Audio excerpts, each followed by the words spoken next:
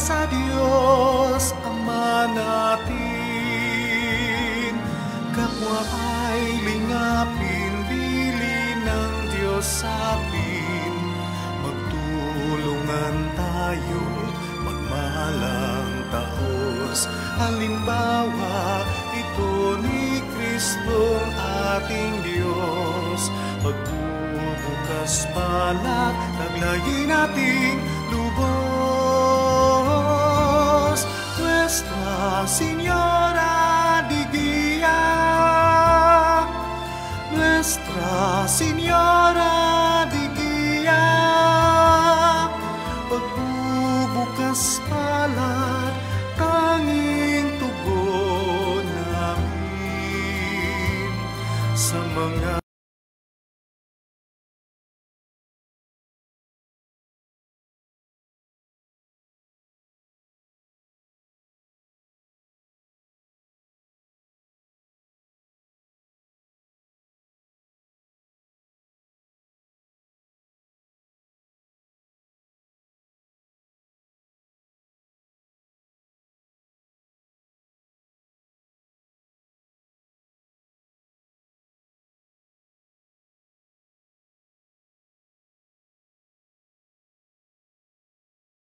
pinagpala naman ng iyong anak na si Jesus.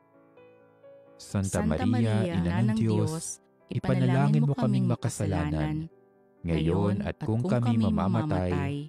Amen. Narito ang alipin ng Panginoon. Maganap nawa sa akin ang ayon sa wika mo. Aba, Ginoong Maria, napupuno ka ng grasya. Ang Panginoong Diyos ay sumasa iyo. Bukod kang pinagpala sa babaeng lahat, at pinagpala naman ang iyong anak na si Jesus. Santa Maria, Ina ng Diyos, ipanalangin mo kaming makasalanan, ngayon at kung kami mamamatay. Amen. At ang salita ay nagkatawang tao, at nakipamuhay sa atin. Aba, Ginoong Maria, napupuno ka ng grasya. Ang Panginoong Diyos ay sumasa iyo. Bukod kang pinagpala sa babaeng lahat, at pinagpala naman ang iyong anak na si Jesus. Santa Maria, Ina ng Diyos, ipanalangin mo kaming makasalanan, ngayon at kung kami mamamatay. Amen. Ipanalangin mo kami, Santang Ina ng Diyos, nang kami maging dapat makinabang sa mga pangako ni Kristo. Manalangin tayo. Panginoon naming Diyos, kasihan mo nawa ang aming mga kaluluwa ng iyong mahal na grasya, at yayamang dahilan sa pamamagitan ng anghel ay nakilala namin ang pagkakatawang tao ni Jesucristong anak mo, pakundangan sa mahal na sakit at pagkamatay niya sa krus. Papakinabangin mo kami ng kanyang pagkabuhay na magmuli sa kaluwalhatian sa langit, alang-alang kay Jesucristo na aming Panginoon. Amen. Luwalhati sa Ama at sa Anak at sa Espiritu Santo, kapara noong unang-una, ngayon at magpakailanman, at magpasawalang hanggan. Amen. Sa ngalan ng Ama, at ng Anak, at ng Espiritu Santo. Amen. Amen.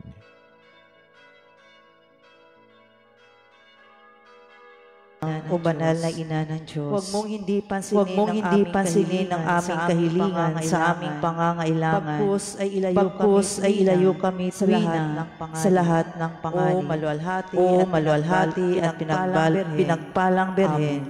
Amen. prayer for vocations. O Father, raise up among Christians numerous and holy vocations to the priesthood, to keep the faith alive, and guard the gracious memory of your Son Jesus through the preaching of His word and the administration of the sacraments, with which you continually renew your faithful.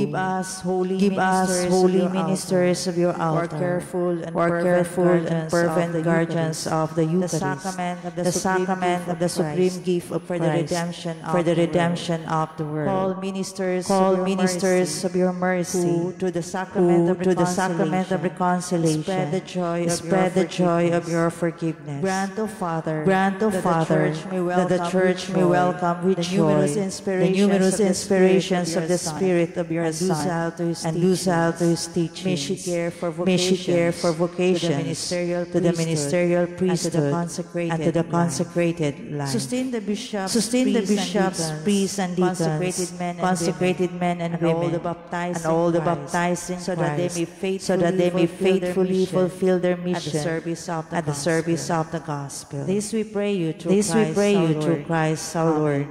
Amen. Mary, Queen of Apostles, pray for us. Pray for us. In the name of the Father, the Son, and the Holy Spirit. Amen. Please be seated for a while.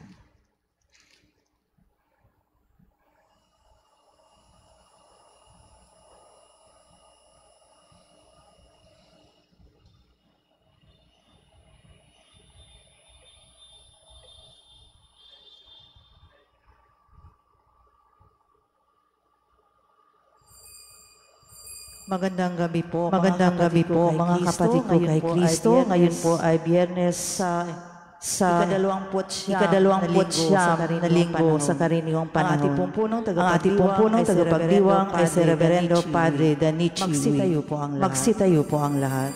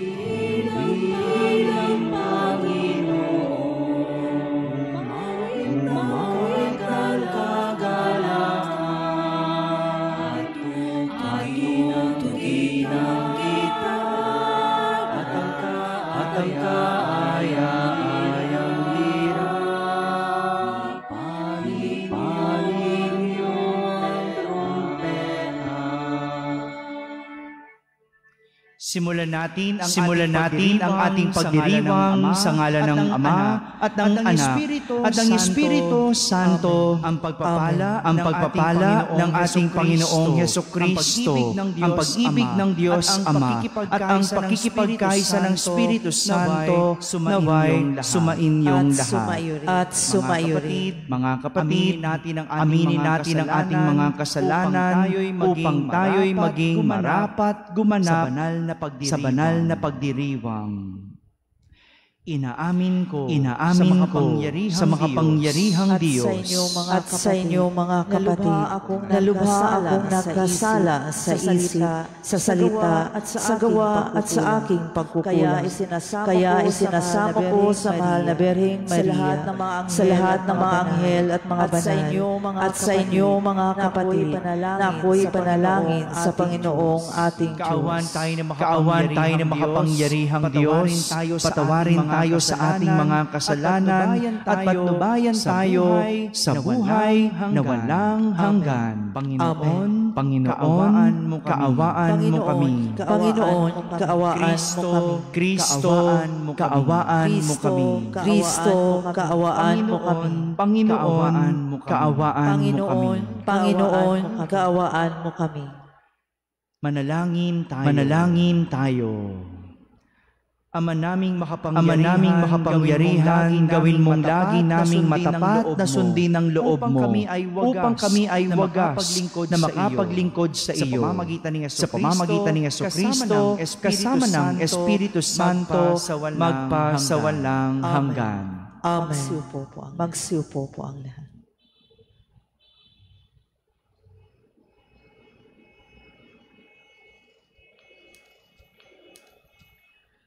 Pagbasa mula sa sulat ni Apostol San Pablo sa mga taga-Roma. Mga kapatid, alam kong walang mabuting bagay na nananahan sa akin. Ibig kong sabihin sa aking katawang makalaman. Kayang-kaya ko magnasa ng mabuti. Hindi ko lang magawa ang mabuting ninanasa ko. Sapagkat hindi ko ginagawa ang mabuting ibig ko, kundi ang masamang hindi ko ibig ang siya kong ginagawa. Kung ginagawa ko ang hindi ko ibig, hindi na ako ang may kagagawan nito, kundi ang kasalanang nananahan sa akin. Ito ang natuklasan ko. Kapag ibig kong gumawa ng mabuti, ang masama ay malapit sa akin. Sa kaibuturan ng aking puso, ako ay nalulugod sa kautusan ng Diyos. Subalit, nararamdaman kong may ibang tuntunin sa mga bahagi ng aking katawan at ito ay salungat sa tuntunin ng aking isip. Dahil dito, ako ay naaalipin ng kasalanang nananahan sa mga bahagi ng aking katawan. Kahabag-habag ang kalagayan ko. Sino ang magliligtas sa akin sa katawang ito na nagdudulot sa akin ng kamatayan? Ang Diyos sa pamamagitan ni Jesucristo na ating Panginoon. Salamat sa Kanya. Ang salita ng Diyos. Salamat sa Diyos. Poon, ituro mo sa akin ang utos mo upang sundin. Ituro mo sa akin ang utos mo upang sundin. Ako ay bigyan mo ng tunay na karunungan. Yamang ako ay nagtiwala sa utos mong ibinigay. Ituro mo sa akin ang utos mo upang sundin. Kay buti mo, Panginoon, kay ganda ng iyong loob. Sa akin ay ituro mo ang bigay mong mga utos. Ituro mo sa akin ang utos mo upang sundin. Aliwin mo sana ako niyang pag-ibig mong lubos, katulad ng binitawang pangako sa iyong lingkod. Ituro mo sa akin ang utos mo upang sundin. Sa akin ay mahabag ka at ako ay mabubuhay. Ang lubos kong kasiyahan ay nasa iyong kautusan. Ituro mo sa akin ang utos mo upang sundin. Ang utos mo ay susundin ko, di ko ito tatalikdan. Dahil sa utos mo, ako ngayon ay nabubuhay. Ituro mo sa akin ang utos mo upang sundin. Ang lingkod mo ay iyong kaya ako ay iligtas. Ang pagsunod sa utos mo ay siya kong sinisikap. Ituro mo sa akin ang utos mo upang sundin. Magsitayo po ang lahat.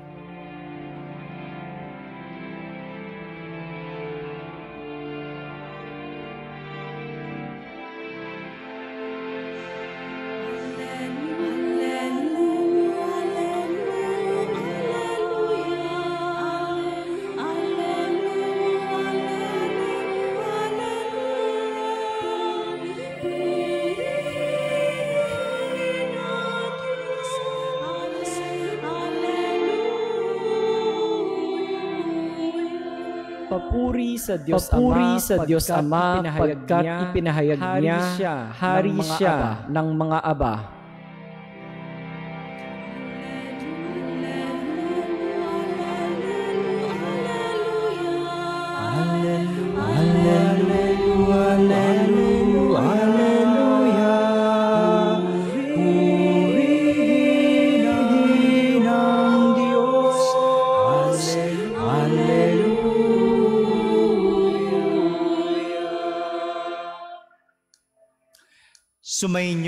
Sumainyo ang Panginoon at ang mabuting balita ng Panginoon ayon kay San Lucas. Papuri sa iyo, Panginoon.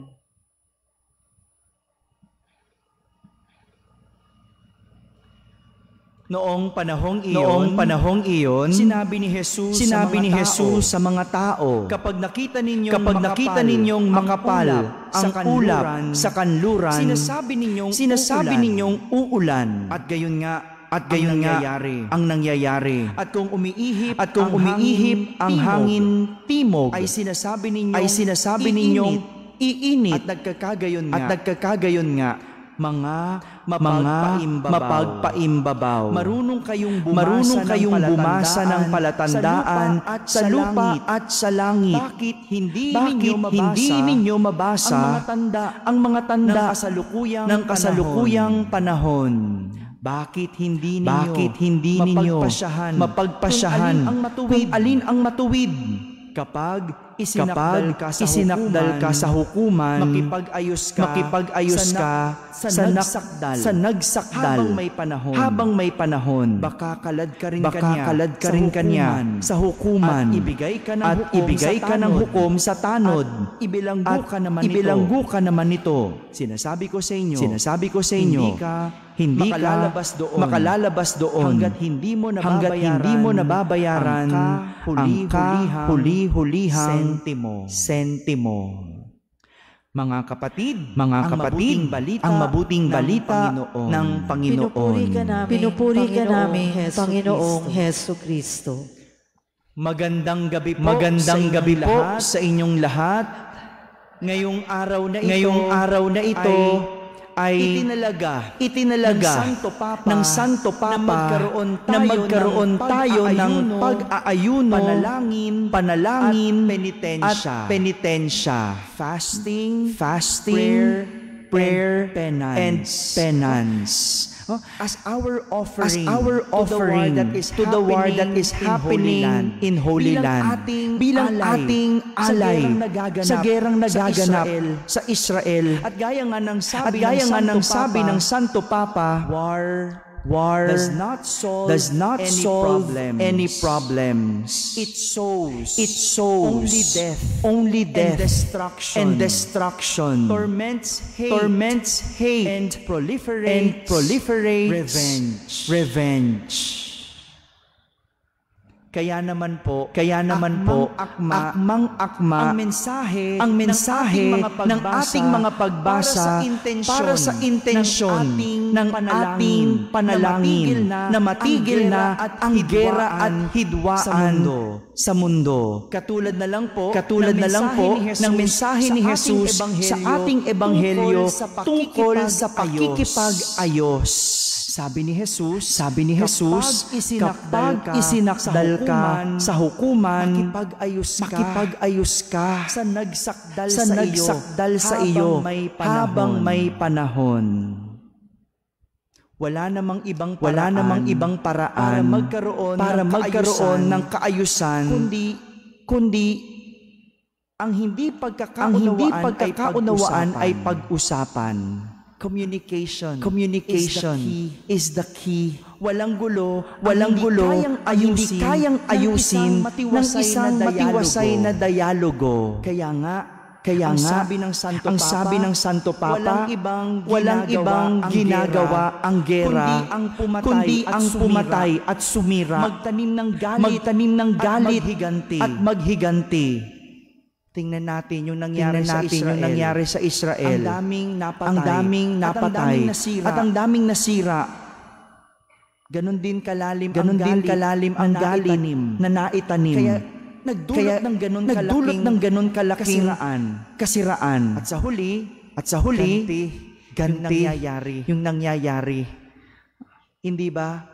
Ganyan din naman tayo. Huwag na tayong lumayo. Huwag na muna nating tignan ng Israel. Huwag na muna nating tignan yung gera doon. Kahit naman sa sarili natin, hindi ba ganyan? Kapag galit ang isang tao, ang unang iniisip, gerahin ang isang tao. Awayin, pagsalitaan, saktan, ichismis. Yan ang naiisip kapag galit ang tao. Ang hindi mo alam, akala mo pinapatay mo ang isang tao, pero ikaw ang unang namamatay. yung stress na ibinibigay mo sa sarili mo, hindi ba sakit sa puso yan? Hindi ba sakit sa puso yan? Cancer yan. Kaya ka magtataka, ba't ka nagka-cancer? Because of the stress. Galit na kinimkim sa puso. Hindi ba ganyan? Paggalit ang tao, nagtatanim ng galit at gusto maghiganti.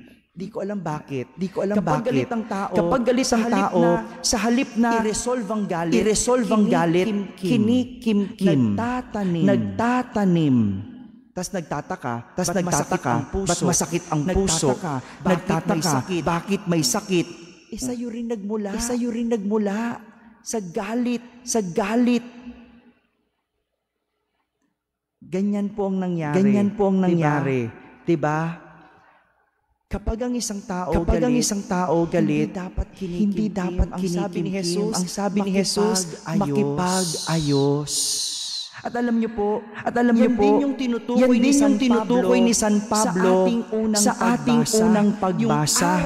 Yung araw na gera na meron tayo. Ito yung tinutukoy ni San Pablo, yung sabi niya, yung hindi ko ginagawa ang mabuting ibig ko, kundi ang masamang hindi ko ibig ang siyang ginagawa ko. Tibang gulo, ibig mo, kabutihan. Pero hindi naman yon ang iyong ginagawa. Hindi mo ibig ang kasamaan. Pero yun ang iyong ginagawa. Look at that battle within us, in our hearts, every day. Yung naglalaban yung mabuti at masama. Di ba may ganon lagi? Kapag inaway ka, ano yung naglalaban sa puso mo? Awayin ko rin. Ay hindi. Kausapin ko na lang. That's the battle. That every day we face in our hearts. Pero anong nananalo lagi? Awayin. Hindi natin pinapanalo lagi yung mabuti eh. Bakit? Dahil nga, sabi ni San Pablo, yung ibig kong gawin na mabuti, hindi ko ginagawa. Pero yung hindi ko ibig na masama, yun ang aking ginagawa.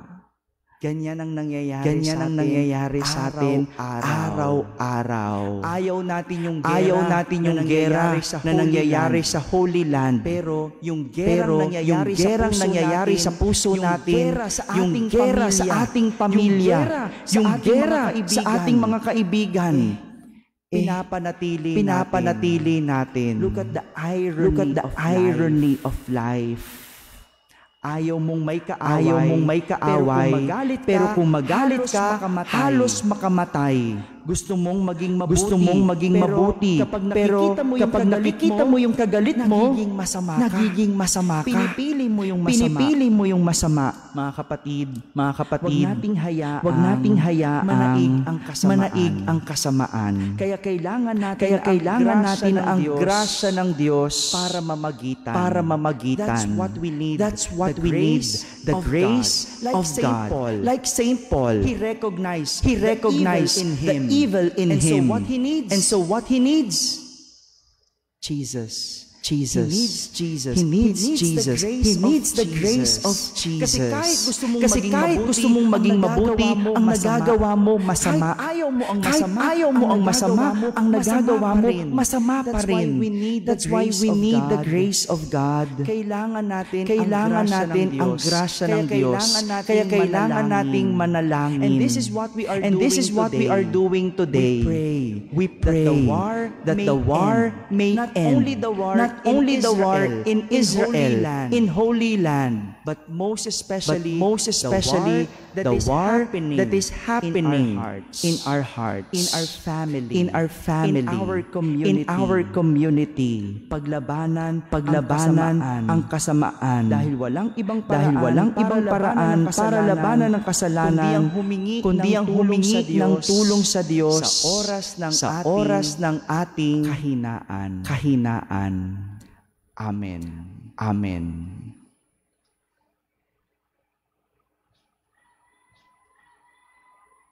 Please stand.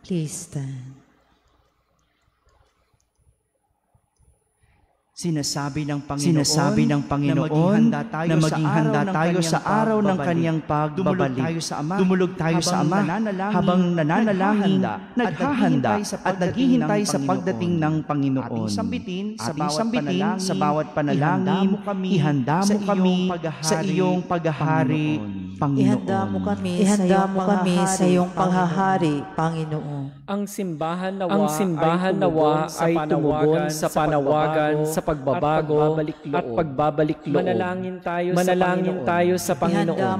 Ihanda mo kami sa iyong paghahari, Panginoon. Ang mga taong may mabuting kalooban nawa ay sama-samang kumilos upang bigyang tuldok ang gera at suklam, paniniil at kawalang katarungan. Manalangin tayo sa Panginoon. Ihanda mo kami sa iyong paghahari, Panginoon. Tayo nawa mas higit na maging mulat sa presensya ni Kristo sa gitna ng mahihirap at nagdurusa. Manalangin tayo sa Panginoon. Ihanda mo kami sa iyong paghahari, Panginoon. Ang mga may sakit nawa ay mabigyan ng lakas at pag-asa. Manalangin tayo sa Panginoon. Ihanda mo kami sa iyong paghahari, Panginoon. Ang ating mga kaibigan at kamag-anak na yumao nawa ay tumanggap ng walang hanggang kaligayahan sa piling ni Kristo.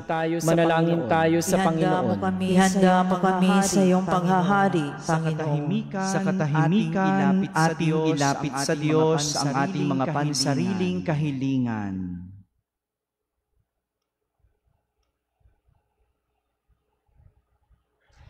Sama natin sa ating panalangin ang bansang Israel, ang gerang nangyayari doon, lahat ng mga naapektuhan ng gera at ng namatay sa gera. Manalangin tayo sa Panginoon. Ihanda mo kami sa iyong paghahari, Makapangyarihang Ama, pakinggan mo ang aming mga panalangin. Buksan mo ang aming mga mata sa iyong presensya. Gawin mo kaming malapit sa iyo araw-araw. Hinihiling namin ito sa pamamagitan ni Kristo na aming Panginoon. Amen.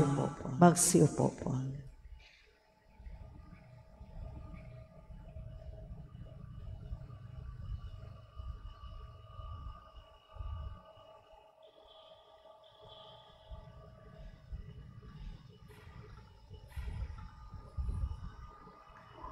Kapuri-puri ka, Diyos amang lumikha sa sanlibutan sa gagandahang loob naritong aming may alay mula sa lupa at bunga ng aming paggawa, ang tinapay na ito para maging pagkain, nagbibigay buhay.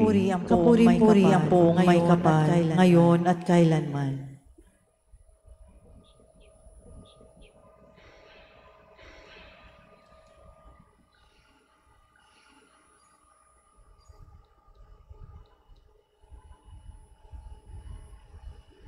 Kapuri-puri ka, Diyos amang lumikha sa sanlibutan sa kagandahang loob naritong aming may alay mula sa katas ng ubas at bunga ng aming paggawa, ang alak na ito para maging inuming nagbibigay ng iyong Espiritu. Kapuri-puri ang buong may kapal, ngayon at kailanman.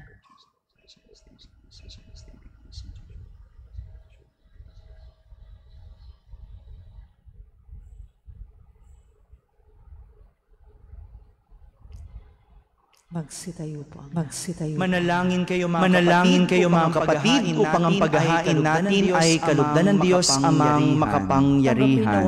Tanggapin nawa ng Panginoon itong paghahain sa iyong mga kamay, sa kapurihan niya at karangalan, sa ating kapakinabangan at sa buong sambayanan niyang banal. Ama naming lumikha, ipagkaloob mong ikaw ay aming kusang mapaglingkuran sa paghahain namin ng mga alay na iyong bigay, upang kami ay dalisayin ng iyong pagmamahal sa paglilingkod namin ngayong ginaganap ang banal na pagdiriwang sa pamamagitan ni Jesucristo kasama ng Espiritu Santo magpasawalang hanggan. Sumainyo ang Panginoon. Itaas sa Diyos ang inyong puso at diwa. Itinaas na namin sa Panginoon. Pasalamatan natin ang Panginoong ating Diyos. Marapat na siya ay pasalamatan. makapangyarihan, tunay ngang marapat na ikaw ay aming pasalamatan, ikinalugod mong likhain ang sanlibutan na iyong pinagbabago at idinarangal sa pamamagitan ng iyong anak na kinalulugdan. Kaya't utang na loob ng iyong mga itinatangi at ng mga banal na kapiling mong lagi ang iyong paggiliw at pagkakandili. Kaya kaisa ng mga anghel na nagsisiawit ng papuri sa iyo nang walang humpay sa kalangitan, kami nagbubunyi sa iyong kadakilaan. Santo, Santo, Santo, Santong Panginoong Diyos ng mga hukbo, napupuno ang langit at lupa ng kadakilaan mo. Hosana sa kaitaasan. Pinagpala ang naparirito sa ngalan ng Panginoon. Hosana sa kaitaasan. Magsilhod pa.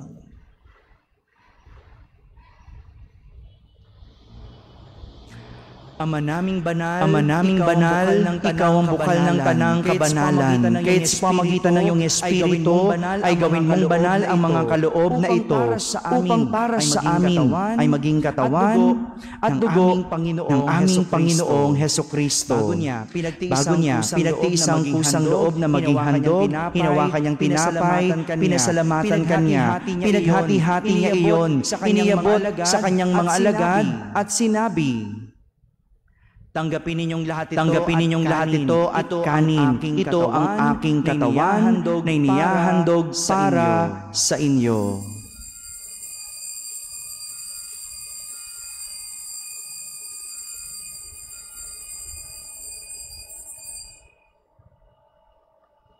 Gayon din naman matapos ang hapunan, hinawakan niyang kalis, muli kanyang pinasalamatan, iniabot niyang kalis sa kanyang mga alagad at sinabi, Tanggapin ninyong lahat ito at inumin. Ito ang kalis ng aking dugo, ng bago at walang hanggang tipan. Ang aking dugo na ibubuhos para sa inyo at para sa lahat sa ikapagpapatawad ng mga kasalanan. Gawin ninyo ito sa pag-alaala sa akin.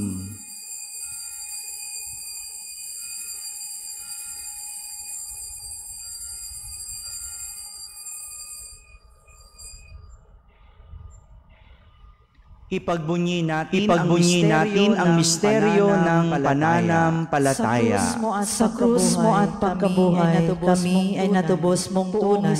Buong Hesus naming mahal, iligtas mo kaming tanan, ngayon at magpakailanman. Ginagawa namin ngayon ang pag-alaala sa pagkamatay at muling pagkabuhay ng iyong anak. Kaya tinaalay namin sa iyo ang tinapay na nagbibigay buhay at ang kalis na nagkakaloob ng kaligtasan. Kami nagpapasalamat dahil kami iyong minarapat na tumayo sa harap mo para maglingkod sa iyo. Isinasamo namin kaming magsasalo-salo sa katawan at dugo ni Kristo ay mabuklod sa pagkakaisa sa pamamagitan ng Espiritu Santo. Lingapin mong yung simbahang laganap sa buong daigdig. Puspusin mo kami sa pag-ibig. Kaysa ni Francisco na aming Papa, ni Jose na aming Obispo at ng Tanang Kaparian. Alalahanin mo rin ang mga kapatid naming nahimlay na may pag-asang sila'y muling mabubuhay. Kayon din ang lahat ng mga pumanaw. Kaawan mo sila at patuloyin sa iyong kaliwanagan.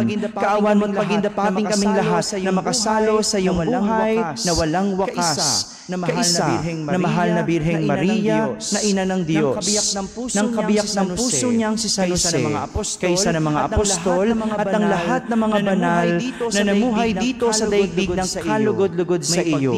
May pagdiwang nawa namin ang pagpupuri sa kararangal mo sa pamamagitan ng iyong anak na aming Panginoong Hesukristo. Sa pamamagitan ni Kristo, kasama niya at sa Kanya, ang lahat ng parangal at papuri ay sa iyo, Diyos Amang makapangyarihan, kasama ng Espiritu Santo, magpa sa walang hanggan.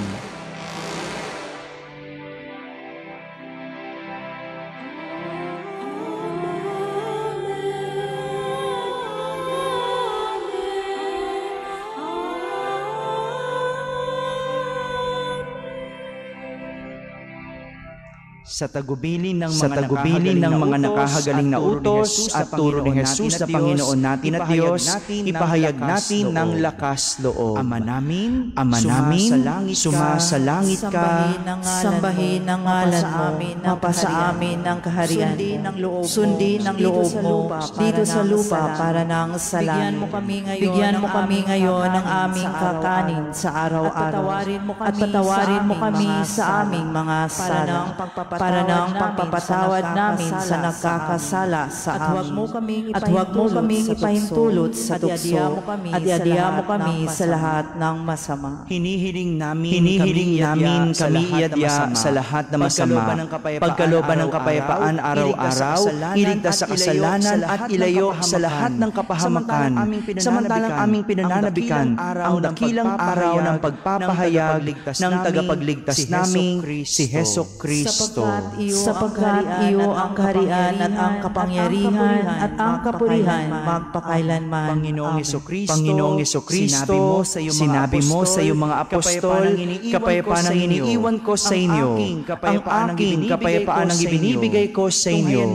Tunghayan mo ang aming pananampalataya at huwag ang aming pagkakasala. Pagkalooban mo kami ng kapayapaan at pagkakaisa ayon sa iyong kalooban, kasama ng Espiritu Santo, magpasawalang hanggan. Ang kapayapaan ng Panginoon ay laging sumainyo. At Magbigayan kayo ng kapayapaan sa isa't isa. Peace be with you.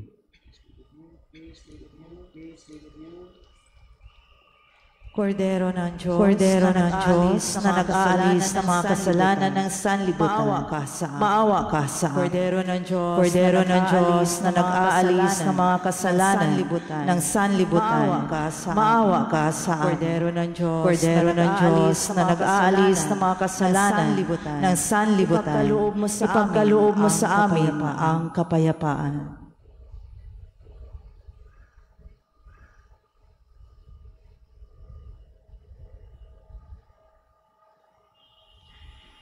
Ito ang kordero ng Diyos. Pitong nag-aalis sa mga kasalanan ng sanlibutan.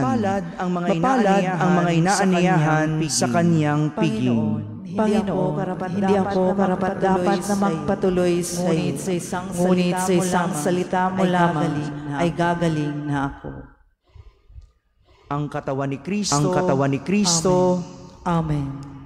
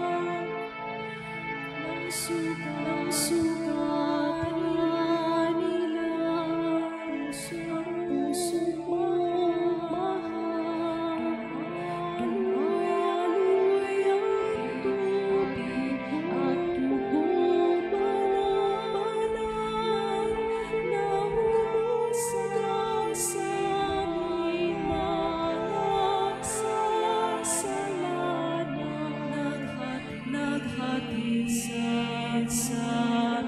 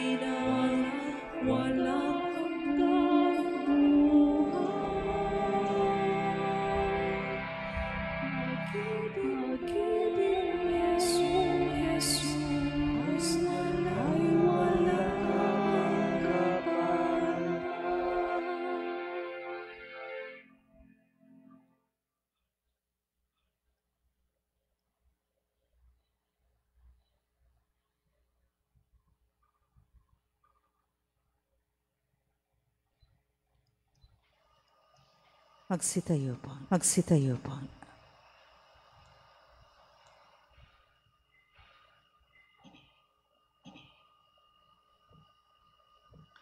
Manalangin tayo. Manalangin tayo. Ama naming mapagmahal, gawin mong sa amin banal na pakikinabang, kami ngayon ay iyong matulungan at mahubog para mamuhay sa kalangitan sa pamamagitan ni Jesucristo, kasama ng Espiritu Santo, magpasawalang hanggan. Sumainyo ang Panginoon at pagpalain kayo ng makapangyarihang Diyos, Ama, at Espiritu Santo. Tapos na po ang ating pagdiriwang, humayging taglay ang pag-ibig at kapayapaan ni Kristo. Salamat sa Diyos.